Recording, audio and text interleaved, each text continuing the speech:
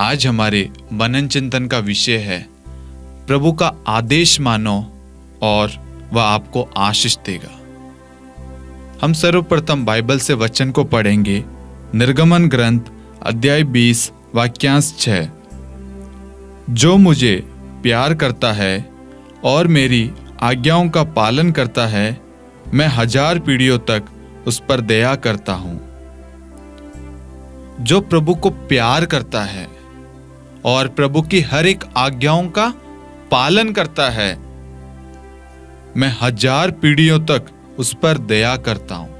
यह दया कौन करता है और कौन किसको प्यार करता है और कौन सी आज्ञाओं का पालन करना है?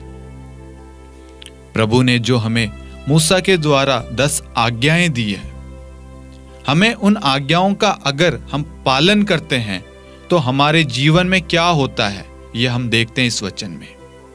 प्रभु का वचन कहता है, जो मुझे प्यार करता है और मेरी आज्ञाओं का पालन करता है, मैं उस पर 1000 पीढ़ियों तक, मतलब आप प्रभु को प्यार करते हैं, आप प्रभु की हर एक आज्ञाओं का पालन करते हैं, तो प्रभु आपकी 1000 पीढ़ियों तक उन पर दया करेगा, उन्हें आशीष देगा, उन्हें अपने सामर्थ्य से, उन्हें अपनी कृपा से, अपनी दया से, अपने प्रेम से भरेगा, उनकी रक्षा करेगा।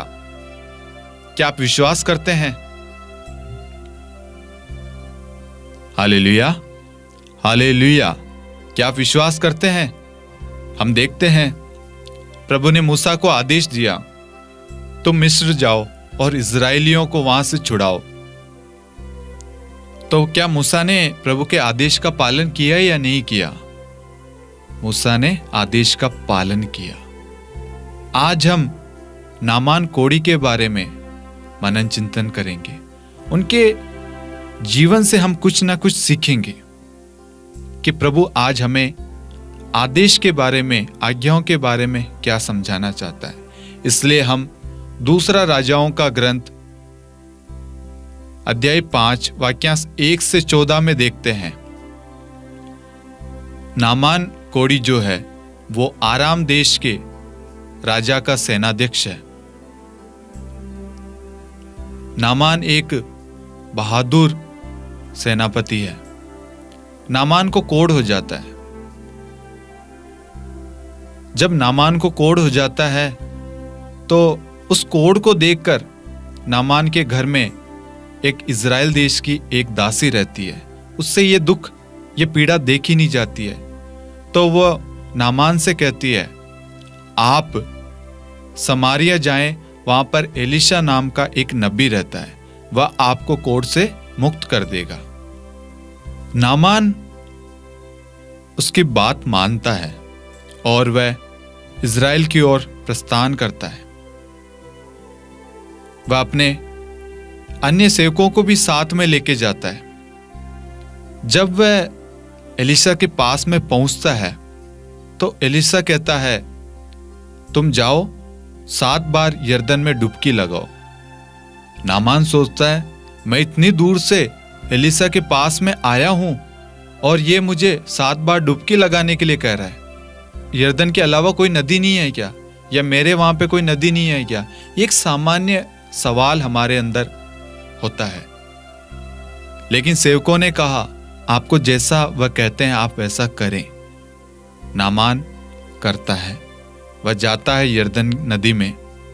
वह 6 बार डुबकी लगाता है, तब तक ठीक नहीं होता है। जैसे ही वह 7वीं बार डुबकी लगाता है, उसका सारा कोढ़ दूर हो जाता है। हम वचन में पढ़ते हैं, दूसरा राजाओं का ग्रंथ अध्याय 5 वाक्यांश 14 में, उसका शरीर फिर छोटे बालक के शरीर जैसा स्वच्छ हो गया।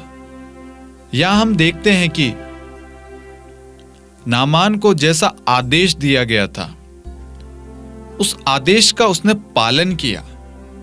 दासी के द्वारा नामान को कहा, आप एलिशा नबी के पास में जाएं, वह आपको कोढ़ से मुक्त कर देगा। एलिशा ने जैसा नामान से कहा, नामान गया यरदन नदी में, वह 7 बार डुबकी लगाई और उसका कोढ़ दूर हो गया। आज प्रभु इस वचन के द्वारा हमें ये सिखाना चाहता है, ये बताना चाहता है, अगर हम प्रभु के आदेश का पालन करते हैं तो हमारी अवनति नहीं, हमारी उन्नति होगी। जब हम प्रभु के वचन के अनुसार अपना जीवन व्यतीत करते हैं, प्रभु अनुग्रह और आशीष बरसाता है। आज हमारे परिवारों में, हमारे जीवन में आशीष क्यों नहीं है? क्यों हमारे जीवन में दुख तकलीफ है, बीमारियां हैं, परेशानियां हैं, चिंताएं हैं? क्यों हमारे रिश्ते बिखर रहे हैं? क्यों हमारे परिवार में अशांति है? क्यों मेल मिलाप से हम सब एक साथ नहीं रहते हैं? परिवार का एक सदस्य एक कोने में, परिवार का दूसरा सदस्य दूसरे कोने में। प्रभु का वचन हमें आदेश और आज्ञाओं के बारे में स्पष्ट बताता है कि जो मुझे प्यार करता है, अगर आप प्रभु को प्यार करते हैं, आप कहते हैं प्रभु आप ही मेरे ईश्वर है, तो आपको ईश्वर की हर आज्ञाओं का, आदेशों का पालन करना ही पड़ेगा। तब जाकर प्रभु आपके जीवन में कार्य करेगा। आप चाहे कितनी भी प्रार्थना कर लो, लेकिन आपका आचरण वैसा नहीं है, प्रभु क्या कर सकता है? आप सुबह से लेकर रात तक प्रार्थना करते हैं, उपवास करते हैं, लेकिन प्रभु की आज्ञाओं का पालन नहीं करते। एग्जाम्पल के लिए, आप एक अच्छे प्रार्थना करने वाले व्यक्ति हैं, आपका पूरा परिवार प्रार्थना करने वाला है, लेकिन आप अपने माता पिता को, अपने भाई बहनों को क्षमा नहीं कर सकते, तो हम ईश्वर की आज्ञाओं का, आदेशों का उल्लंघन कर रहे हैं। हम पाप कर रहे हैं, हम ढोंगीपन कर रहे हैं, क्योंकि जहां प्रेम होता है वहां ढोंग नहीं होता है। जो एक दूसरे को प्रेम करता है, प्रभु उन पर दया करता है। हमें यह जानना है, समझना है कहां हम गलत है। अक्सर बहुत सारे लोगों का सवाल होता है, मैं दिन प्रतिदिन प्रार्थना करता हूं, लेकिन मेरे जीवन में कुछ बदलाव नहीं हो रहा है। बदलाव क्यों नहीं हो रहा है? उसके पीछे कारण क्या है? यह हमें समझने की जरूरत है। प्रभु कहता है ईर्ष्या मत करो। आप अपनी पत्नी से, अपने पति से, अपने बच्चे से, अपने माता पिता से ईर्ष्या रखते हैं, तो कैसे आपकी प्रार्थना सुनी जाएगी? कैसे आपकी प्रार्थना पूरी होगी? क्योंकि आप प्रभु के आदेशों का, आज्ञाओं का तो पालन कर ही नहीं रहे, और प्रभु को कोसते हैं, प्रभु मेरी प्रार्थना को नहीं सुनता है, और आप कमजोर हो जाते हैं, आपका विश्वास डगमगाने लग जाता है, क्योंकि आप प्रभु के आदेशों का, आज्ञाओं का पालन करना ही नहीं चाहते।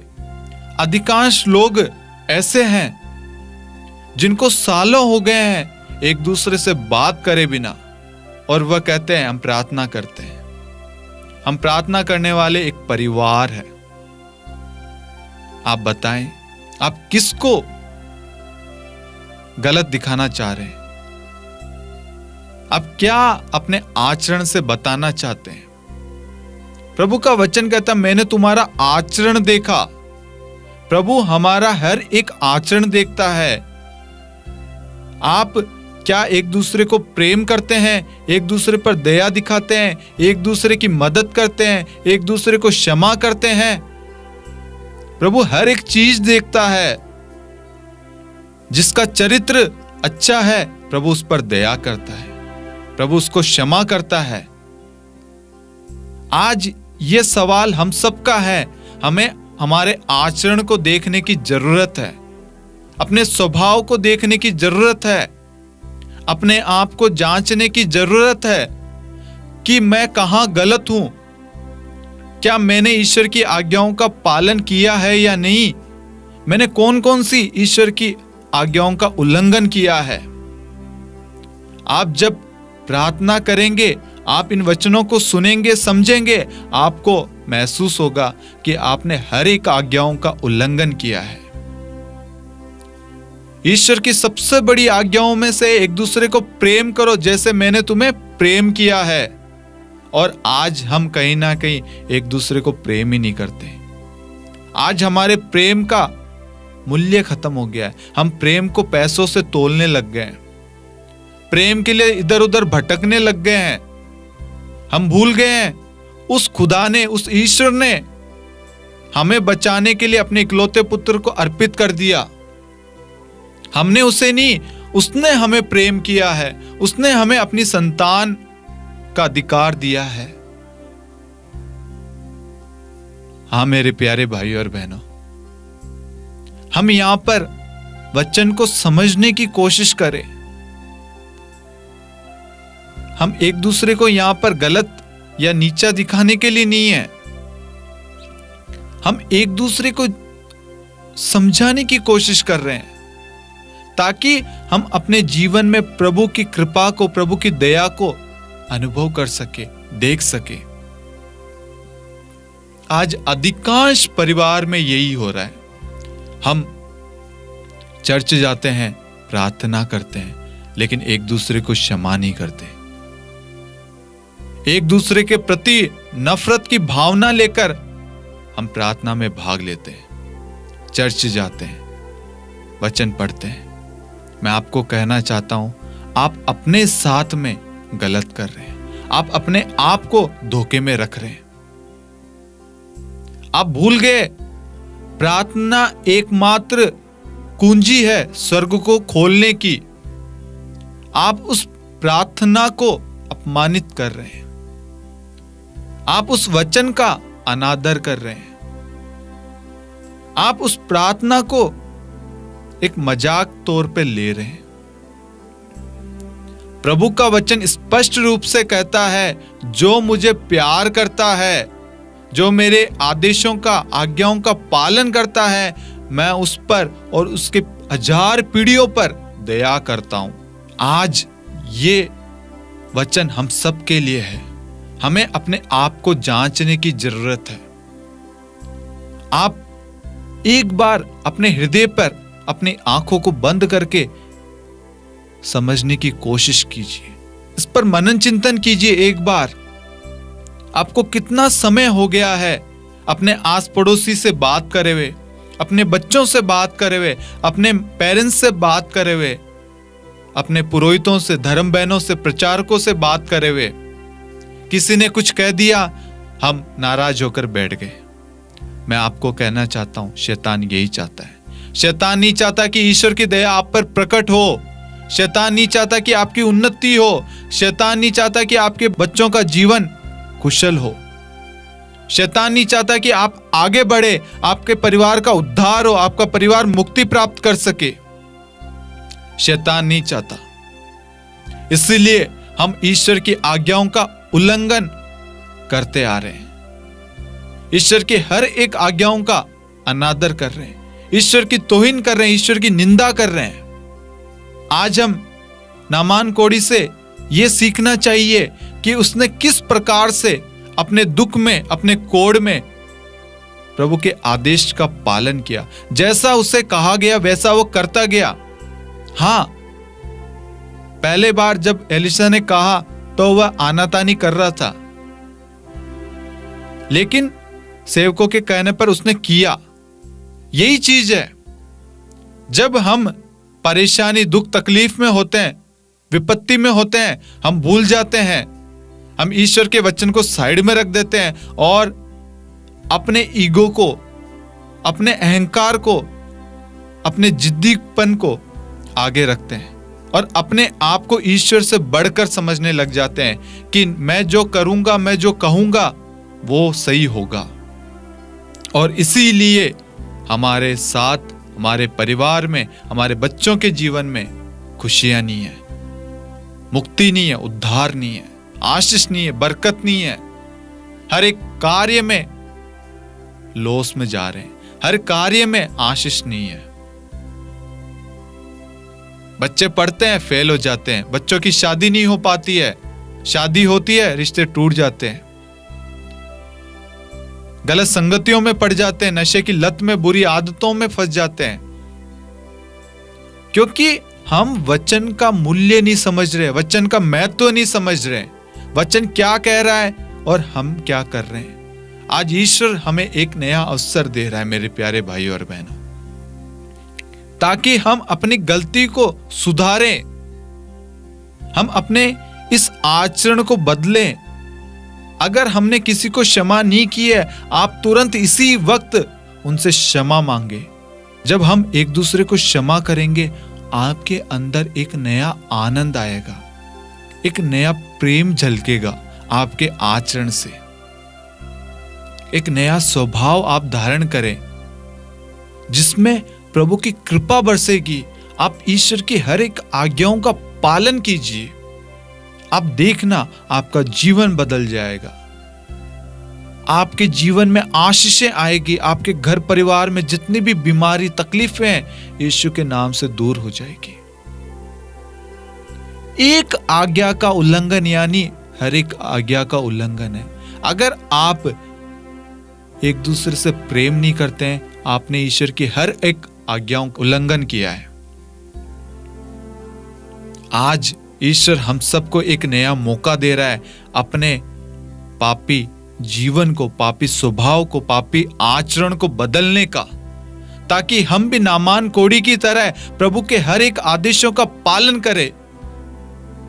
हम एंड में देखते हैं नामान कोढ़ी का पूरा कोढ़ वो दूर हो जाता है।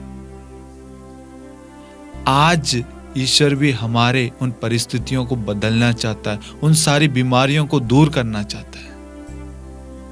हम एक और कहानी देखते हैं योना नबी की।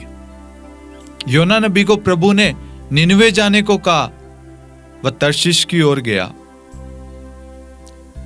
हम देखते हैं योना नबी ने क्या किया है। योना नबी ने प्रभु के आदेशों का उल्लंघन किया। प्रभु ने जो कहा उसका अनादर किया, उसका पालन नहीं किया। इसलिए हम देखते हैं वह जिस नाव में सवार था वह नाव डूबने को हो गई। उसमें जितने भी लोग थे उनका जीवन भी संकट में डाल दिया। जब योना नबी को एहसास हुआ कि यह सब कुछ मेरी वजह से हो रहा है, मेरी वजह से ये लोग संकट में पड़ रहे हैं, वह पश्चाताप करता, प्रायश्चित करता है, अपनी गलती को स्वीकार करता है और वह फिर से प्रभु की आज्ञाओं का पालन करने के लिए निकल जाता है। प्रभु ने जो आदेश दिया है उसका पालन करता है। आज कहीं ना कहीं हम लोग भी यही करते हैं। प्रभु कहता है बेटा और बेटी तुम ये करो, लेकिन हम प्रभु की बात को तुच्छ समझते हैं, महत्व नहीं देते, इसलिए हम सफल नहीं हो पाते।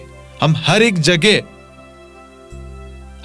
जगह जीवन के किसी भी स्तर में क्यों नहीं हो, चाहे परिवार में हो या कोई जीवन में कोई निर्णय लेना हो, वहां पर हम सफल नहीं हो पाते, क्योंकि हम प्रभु के आदेशों का पालन नहीं करते। प्रभु कहता है इधर चलो, आप इधर जाओगे। प्रभु कहता है यहां बैठो, आप अलग हो जाओगे। प्रभु कहता है अपने माता पिता को क्षमा करो, अपने बच्चों को आशीर्वाद दो, आप अपने बच्चों को श्राप देते हैं। आप उनका इतने शब्द उनके लिए बोलते हैं, तू मर जा, तू शैतान है, कितने सारे अपशब्द आप अपने बच्चों को, अपने माता पिता को बोलते हैं। ये क्या ईश्वर का प्रेम है? नहीं, ईश्वर का प्रेम डींग नहीं मारता। ईश्वर का प्रेम ऐसा नहीं है। इसलिए हमारे जीवन में किसी प्रकार का बदलाव नहीं हो रहा है। हम जैसे हैं वैसे के वैसे रह रहे हैं। किसी प्रकार की कोई खुशी नहीं है, उमंग नहीं है, शांति नहीं है, ब्लेसिंग्स नहीं है। आज ईश्वर हम सबको एक नया मौका देना चाहता है, एक नया अवसर दे रहा है, ताकि हम अपने पाप में जीवन को त्यागे, हमारे हर एक स्वभाव जो ईश्वर के आदेशों का उल्लंघन करता है उन सारे चीजों को बदले। अगर आप क्रोध करते हैं, आप उसके लिए प्रार्थना करें। आप एक दूसरे से नफरत कर रहे हैं, बात नहीं कर रहे हैं, आप उनसे बात करने की कोशिश करें। आप देखना आपको ऐसी शांति मिलेगी जो आज से पहले आपको नहीं मिली। आप एक दूसरे को प्रेम से स्वीकार करेंगे। आज अधिकांश पति पत्नी के बीच में दरार का कारण है एक दूसरे को समझने की कोशिश नहीं करते, एक दूसरे को माफ नहीं करते। एक दूसरे को स्वीकार नहीं करते। प्रभु ने कहा है जिसे ईश्वर ने जोड़ा है उसे मनुष्य अलग ना करे। ईश्वर का आदेश है ये। आज हम पति पत्नी को अलग करने में तुले हुए हैं। हम किसका अपमान कर रहे हैं, किसकी आज्ञाओं का अनादर कर रहे हैं? हम उस ईश्वर का जिसने हमें बनाया है, जिसने हमें अपने स्वरूप बनाया है, जिसकी हम सृष्टि है। अगर वह चाहे हमारे प्राण ले सकता है, हम उस ईश्वर के आदेशों का अपमान कर रहे हैं, अनादर कर रहे हैं। मैं आप सभी से आग्रह करूंगा, आप निर्गमन ग्रंथ अध्याय 20 वाक्यांश 6 और 7 में दूसरे राजाओं का ग्रंथ अध्याय 5 वाक्यांश 1 से 14 आप पढ़ना। प्रभु आपसे बात करेगा। आज प्रभु ने चाहा है, आज प्रभु की ये योजना है प्रभु के हृदय में, ताकि हम अपने पापी स्वभाव को अपने जीवन से त्याग दें, प्रभु की हर एक आज्ञाओं का पालन करें, ताकि प्रभु की जो दया है, प्रभु की जो कृपा है वह हमारे जीवन में बरसे।